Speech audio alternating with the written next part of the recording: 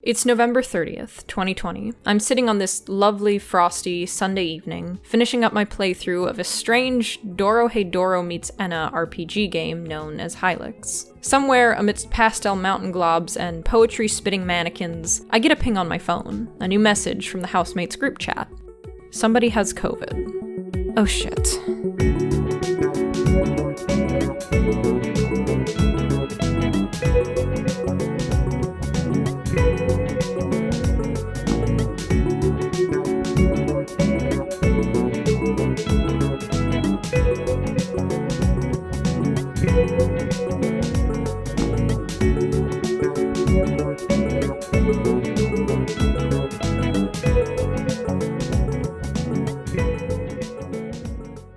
Through a whirlwind series of events, a game called Hylics came to symbolize meditative escapism and the importance of malleability to me.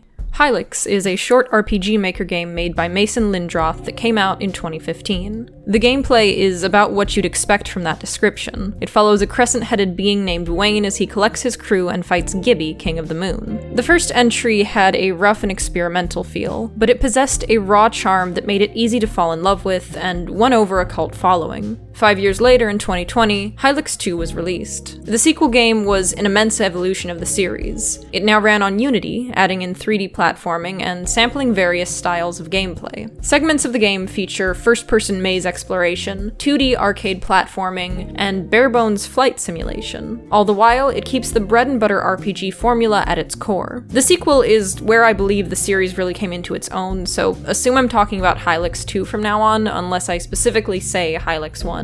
Forays into genre aren't the main appeal of Hylics, and that's probably pretty clear from what you've seen so far on screen. Where the series really sets itself apart is in its art and aesthetics. Hylics uses claymation. Enemies, environments, and attack animations are all made from real-world stop-motion. Models made by hand, then posed and filmed for use in the game. Rather than using the medium to simulate a sense of reality, Hylics instead showcases a strange and almost dreamlike world, something far beyond common understanding. Clay as a medium carries this perfectly, not only through its distinct inorganic texture, but also in the jilted, not quite right feel of claymation. If you know anything about stop-motion, you know that a project like this is no small undertaking, but you would also know that it can lead to a wholly unique atmosphere and feeling. And in Hylics' case, this is unequivocally true. Hylics 1 is relatively simple, but it's like nothing else in the RPG Maker scene, or really gaming as a whole. Stop motion, for many reasons, is not a popular tool of game developers. It's extremely rare in the world of gaming, with only a handful of titles ever choosing to use it. While an upcoming project known as Vocabulantis has been getting a lot of buzz for its daring use of the art form, Lindroth did this by himself in the early 2010s. That's nothing short of inspired and unprecedented.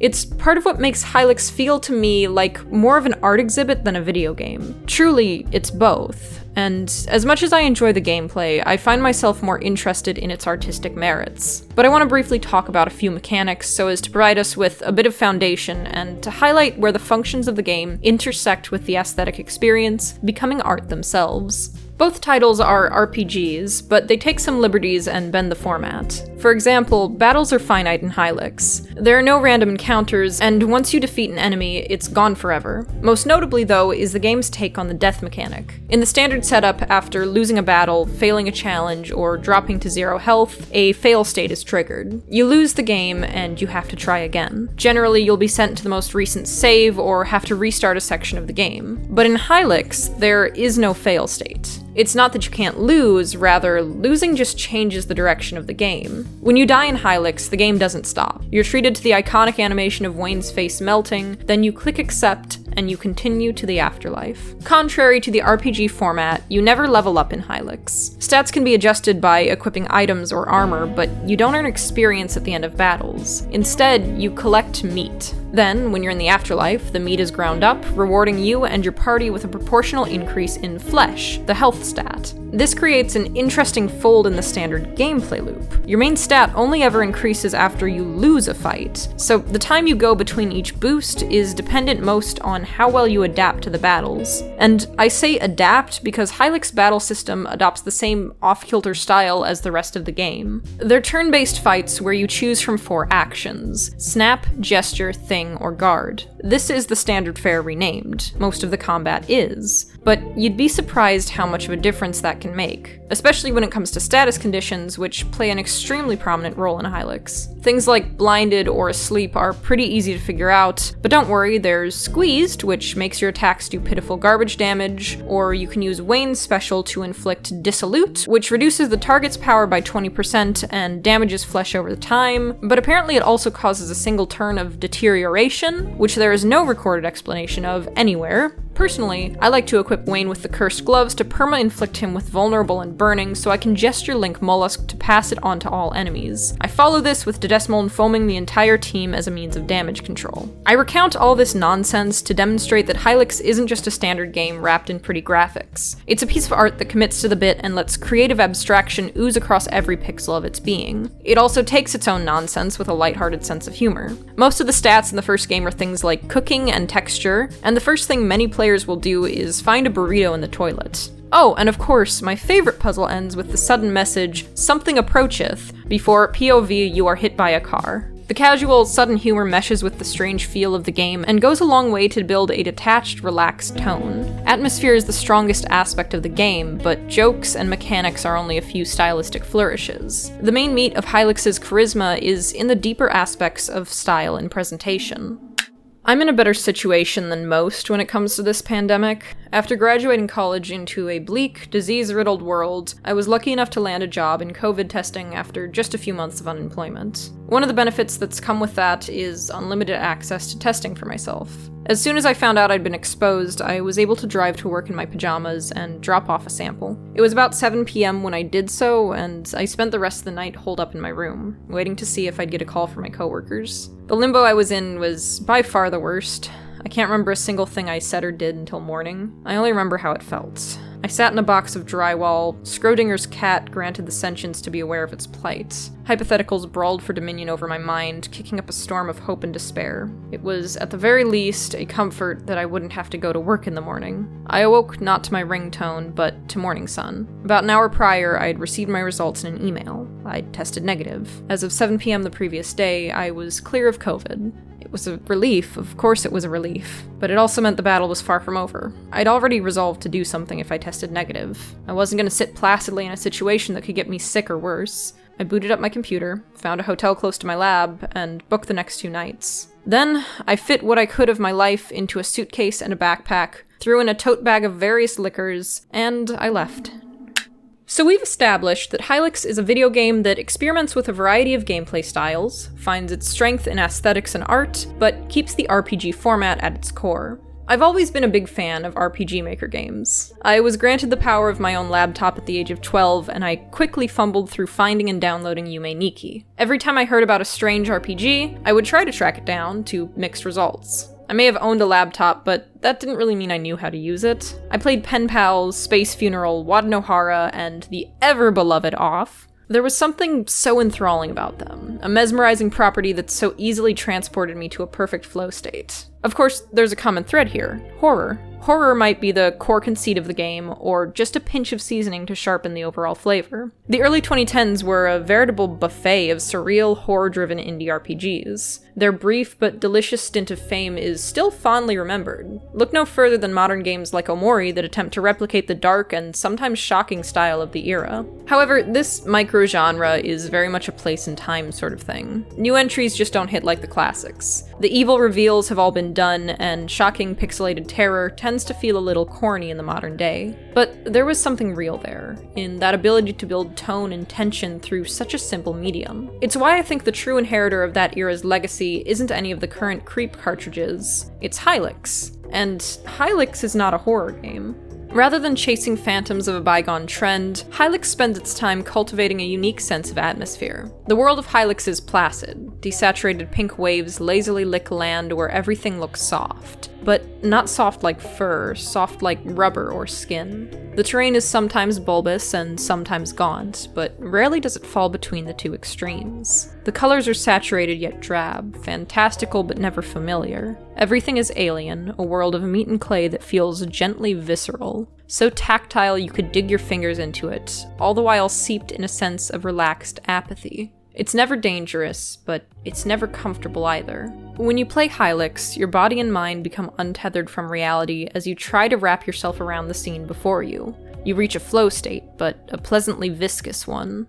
If old indie RPGs want you tense as a wire, Hylics wants you melted and malleable. The character design follows a similar ethos. Most are vaguely humanoid, but other than that, anything goes. Limbs can be twisted nonsense, they might be disconnected or foregone completely. Torsos are slapped together from various shapes and angles, resulting in the look of living armor or ghillie hide or whatever the nonconformist has going on. Heads tend to be the most inscrutable, with faces few and far between beyond your core party. Writhing shapes are used in place of mouth or eyes, and real, disembodied anatomy sometimes appears in completely alien contexts. When something as clear as a chomping mouth does appear, the texture inherent to the medium of clay bears itself brazenly, rendering familiar biology bizarre and new. Late in the game, all the NPCs turn into wriggling blobs, separating further from understood life and broadening the scope of Hylics' experimentation. Movements are just as diverse. Some enemies have stilted, jerking walk cycles, while others exhibit movements so smooth and natural that it's almost a little frightening. I can't tell you why, but the cave synesist's staccatoed swaying is both beautiful and threatening at the same time. Hylics is a game you could stare at for hours. It's a one-of-a-kind experience that many find to be immediately gripping on aesthetic alone.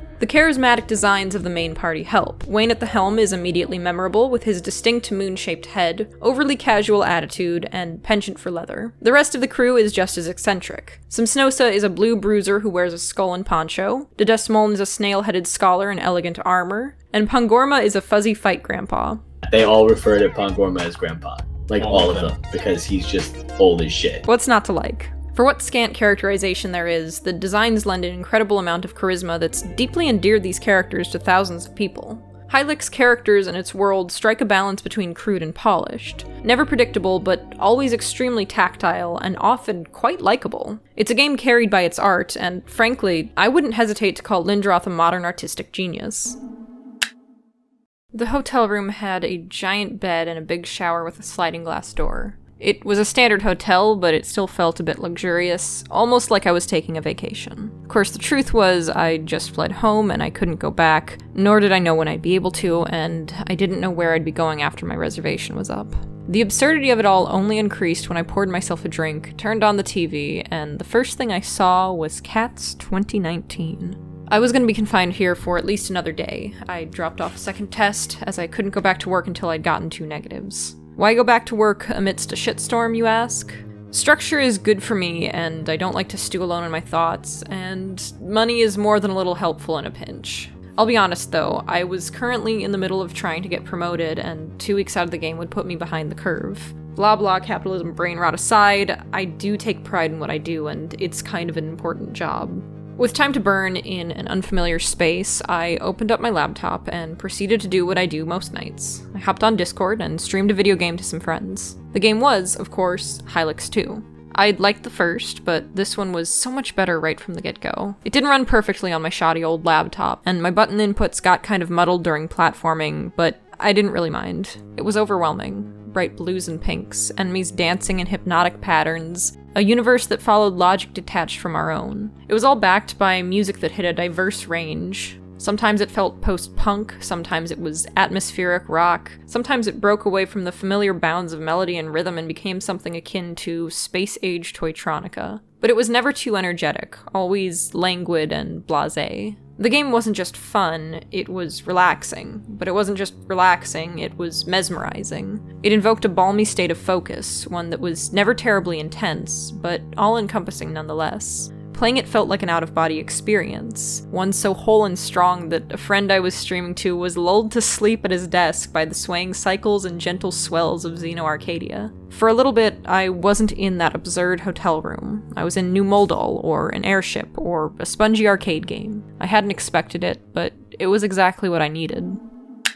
Everything in Hylics serves a goal of unreality. Think back to those status effects, to the landscapes and the creatures of the world. Everything is alien and disorienting, and the game just drops you into this world with no explanation. The first area you explore in Hylics 2 is Wayne House, a place you might first assume to be the main character's abode, only to find countless other Waynes around the premises. It's not even just standard Waynes. There's Big Wayne, a sort of elder figure, and larval Waynes that every Wayne apparently grows up from. The game starts on this sudden and ridiculous note, and it doesn't explain it. It just treats it as the norm. So what do? How do you deal with an incomprehensible world that can't be helped to explain itself to you? You press accept and continue. Really, it's alright that there's so little context. There's not much in the way of story or lore within Hylics anyway. In both games, your goal is simple: stop Gibby, King of the Moon. There's no reason given in the first entry, but the second frames his return as responsible for something akin to a psychic cataclysm. The setting seems detached from the world as humans know it, but there are stark features here and there like water coolers and televisions that have led some to theorize that Hylics is potentially a post-apocalyptic world. But those twangs of recognition do little to make the environment feel more familiar. Quite the opposite. When Dedesmond tells me he's searching for active cabinets, I feel as though I understand even less. Vocabulary and linguistic style go a long way in shaping the overall personality of the series. Hylics 1 had a large portion of its NPC dialogue and narration generated from old poems. Robert Yang's article, The Molten Rituals of Hylics, observes further.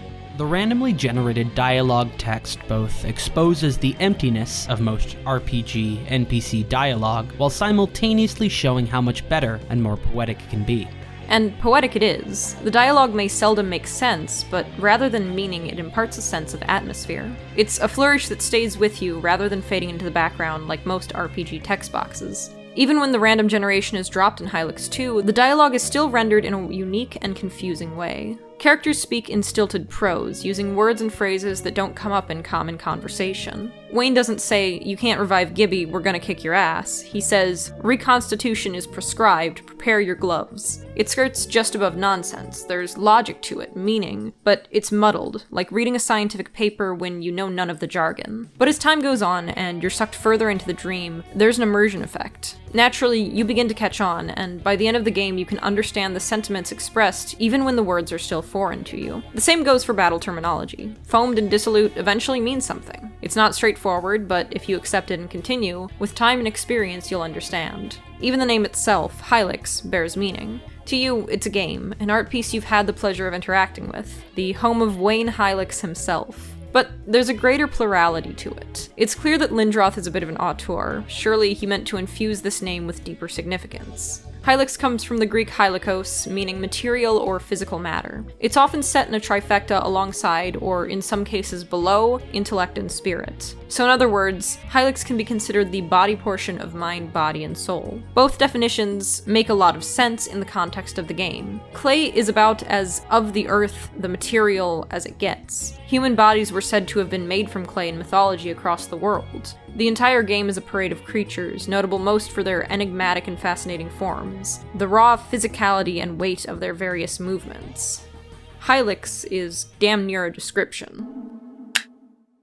The morning is frozen and crisp, and church bells toll somewhere in an unfamiliar town. The long field east of the parking lot is crisp with a solid layer of frost, and above it a beautiful waning crescent moon hangs sharp against the sky. I throw my suitcase in the trunk and count my blessings, understanding now more than ever how lucky I am to have such kind and wonderful people in my life. I'll be staying with a couple I'm friends with for the next 2 weeks. Gratitude doesn't even begin to cover what I feel. They made this decision with so little notice and so little time to think.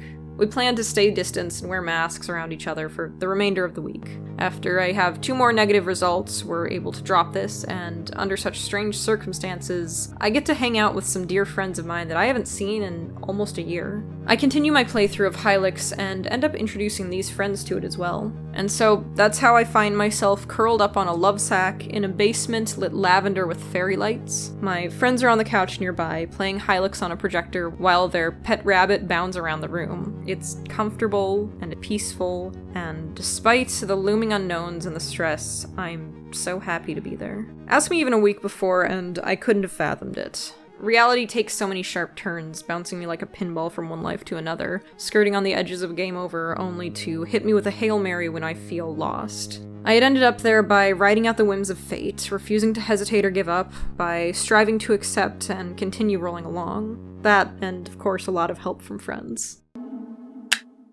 Hylics was once described by a friend as inherently compelling and likable. I think that rings true for a lot of people. It's overwhelmingly the sentiment I've witnessed from those just getting into the game. You can't quite put your finger on why, but it's just pleasant. After rolling it all around for a while, I think what makes Hylics work is the collage of so many aesthetic and artistic choices. It's untraditional eye candy, meshing smooth and charming with grotesque and uncanny. It's strange, but it's never threatening, and it's consistently a hypnotizing marvel. Aiding the alien aesthetic is the voice and poetry of the work's words. It refuses to be standard, stringing strange sentences into stylized macrame for the story and art to sit in. Then, like incense breathed through the entire work, is the music.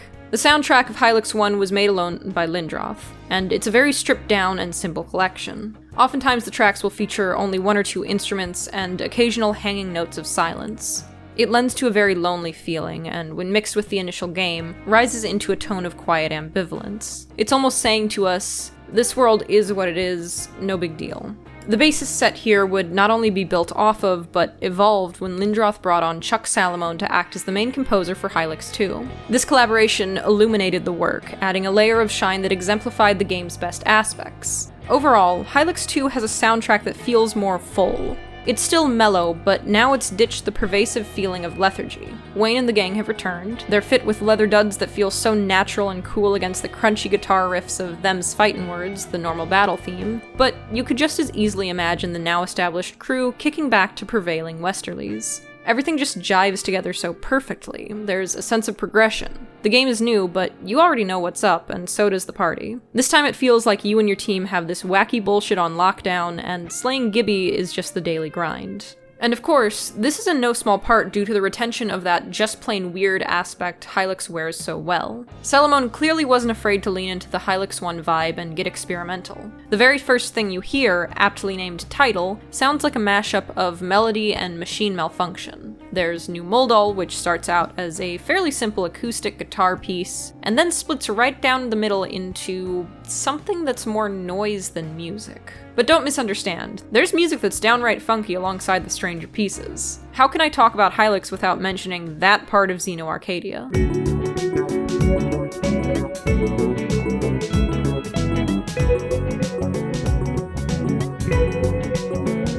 The music is not just the icing on the cake, it's the egg that binds the cake together. It's a feeling that surrounds you, creating a liquid suspension made of you and the game as you play. Music is essential to the experience. The party even has their own band named Age Lobotomy, which is apt considering this is what they sound like.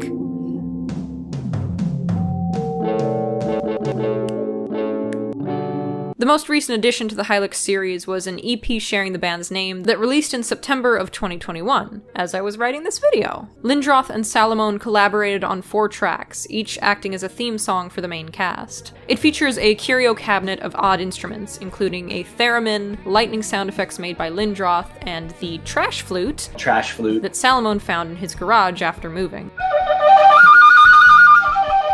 The EP is a constant build. It starts with Wayne's theme, the languid and put upon an endless cycle, then slowly but surely builds in energy until it hits Pangorma's bombastic and thundering bolt thrower. Age Lobotomy is not only an amazing artistic expansion of the series, but also a clear progression in the music and character of Hylics as a whole. It exemplifies the inherent charm that beats through the series' veins, and continues in the tradition of defying clear-cut logic or simple categorization. Proto-punk is a way you could describe it, in both music and overall tone, but the array is far wider than one genre could ever describe. The audio is a perfect addition to the disparate glob of art that is Hylics. And speaking of art, this next bit is going to be very subjective and include a lot of personal opinions that more or less ignore the creator and their intent for the game. But we're talking about art here, and a big part of art is how you personally feel about it, so yeah. Hylics is kinda queer?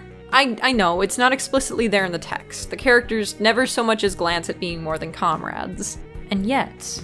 Okay, being queer tends to put you at odds with society's expectations of what your body should be and do. Their tension could be with your hair, or what clothes you wear, or your entire identity as a person. I know it's not universal, but I get very, very tired of bodies and norms and the endless ordeal of being perceived as one thing or another. I don't want to be a boy or a girl, I want to be a Castlevania character. So there's something incredibly soothing about this world of nonsense bodies, where everything is different and malleable and everyone is incredibly chill about it. At the beginning of the game, there's this mirror where you can change Wayne's outfit. You can choose a leather jumpsuit with knee-high boots, or a faded fit with a shawl and another pair of knee-high boots. Your choice affects Wayne's body shape a little bit, with the latter giving him more pronounced hips, though he still gets to have a nice ass in the first one. The files for each are labeled as Male Wayne and Femme Wayne, respectively, so it's kind of a silent video game gender choice moment, but it's also not. It's completely optional, and it's only ever framed as changing your outfit. Gender is only implied if you dig into the game files. You can also just return to Wayne House and change again at any time. No problem, no menu, no reset. It's just not a big deal. In a universe made of clay, something characterized by malleability, what use is there for strict categories based on something as unstable as form? The whole world of Hylics feels to me like a non-binary wonderland. I mean, go ahead, tell me what you think Blairall's gender is. It's just nice. It makes an already comfortable experience even more comforting for me. I fucking love it. I love Hylics for so many reasons, this just being one of them. As a friend of mine said upon first seeing the game, I can see how this opens up some genders.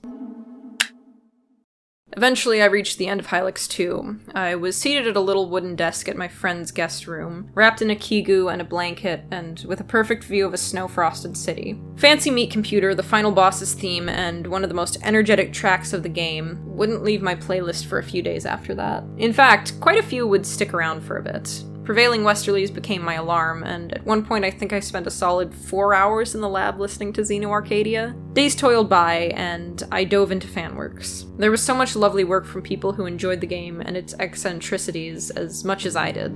I joined the official Hylics Discord, which sadly has since shut down. All of the fan creations extended my stint of escapism a bit longer, and it helped me keep going despite a dread that was creeping on the edges of my reality. I'd been lucky, I'd managed to dodge the plague, and I'd been shown immense generosity by my loved ones. But being away from home is hard.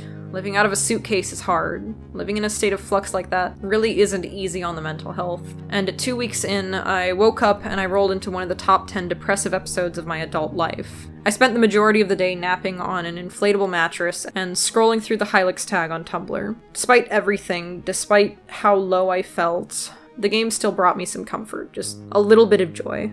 After that, the story ends with little fanfare. The same day that I was at my lowest, I received word that it was finally safe to go home. I was hesitant, and I was scared. How could I not be? But nothing would change if I sat still. I swallowed my anxiety, I accepted the situation, and I continued, this time to my home. And I was okay. The whirlwind was over, a stretch of time cut off and encapsulated from my standard reality. When I look back at that time, it's Hylics-colored, a strange little video game keeping me afloat amidst a sea of uncertainty, reminding me to roll with the waves, to stay malleable. It didn't need to be my savior to become special to me. It's strong enough on its own. But it did, and for that, I'm grateful. Clay is a medium that I'm intimately familiar with. I've loved it since I was just a tiny child, delighting in a messy art unit. In middle school, I started experimenting with polymer clay at home while taking all the related courses I could, and I was praised as having a natural talent with the pottery wheel in high school. I capped off that entire experience with an independent study in sculpture in my senior year. Clay is emblematic of artistic pursuits to me, so I find it quite easy to connect with the undercurrent of creation, change, and destruction that runs through Hylics. It's not something I'm trying to really pull any deeper meaning from, but it's an idea that pervades all the games Lindroth has made. Hylics has you building sandcastles, squashing garbage cans, and reducing your foes into chunks of flesh that can be added onto your party members. The world is not rigid and hard, it's squishy and amorphous. Shapes change, and there's little fanfare. Working with clay introduces you to a unique brand of artistic destruction. I'd like you to think of what someone might do when, in a fit of rage, they choose to give up on a piece of art. A painter might swipe color across their forsaken portrait. A sketch may be crumpled up and thrown away. A half-sewn meshing of fabrics torn down its seams. In all cases, the art is rendered irrevocably altered. It has been changed in a way that you cannot walk back from. But clay is different. If you hate how a piece is turning out and you choose to abandon it entirely, you reduce your creation to a ball of mush, and in doing so, you're taken back to the start. In sculpture, the only point of no return is the final firing. At any time before that, you can always recycle, reconstitute, and rearrange. It's a fundamental difference in the nature of the medium, a flexibility rarely found in the pursuit of creation. and I think it speaks to something fundamental to Hylics. There's never a lose state. Even failing is constructive. You're never set back to zero, and you don't lose progress. Instead, every trip to the afterlife sees you becoming stronger. Tensions are never too high, and usually the best means of moving forward is trial and error. If you feel stuck, take a second or a third look around, and you'll probably stumble onto the answer you need. You keep working at it, refining and shaping until you succeed. The world and all its inhabitants are malleable. Push it around, break it apart, create change. Experimentation is always a core element. There's never a tutorial and explanations don't exist, so you just have to figure everything out as you go along. Hylics is kind of beautiful in that way. It's not unlike sitting down with a gob of clay with no plan and seeing where it takes you. You don't need to know what you're doing to enjoy the process, and you'll likely find yourself pulled into a trance, completely immersed in the process of creation, of experimentation, failure, discovery. The hypnotic wiles of Hylics are something I know well. It served as an oasis I escaped to during a terrifying ordeal. An interactive piece of installation art that transcends the physical world through a unique blend of intense complexity of design and understated simplicity of concept. In the Age Lobotomy discussion livestream, Salomon and Lindroth briefly spoke about their plans for the series' future. At the time, they said they're still in the very early concept development stage for the next entry. They intend to expand the universe and add in more details about the characters and lore of the world. For me, it's hard to imagine what that will look like, given the ambiguity the series has dwelled in thus far. But this is Lindroth's vision, and even if it evokes a twang of anxious excitement in me, I trust it, and I'm really looking forward to whatever comes next. The world he's created is unique, it's lightning in a bottle, and it's really just a joy through and through. Hylics is a 1 in a million game. It's like nothing you've seen before and nothing you'll see after. It's wild, whimsical nonsense that defies any logic you might try to bring to it, and it does so with style both elegant and grotesque, cracking lame jokes and keeping you relaxed. Its mesmerizing, messy, and malleable world discombobulates your brain while taking you on the ride of your life. So all you do is hit accept, continue, and sink into the comfortable chaos.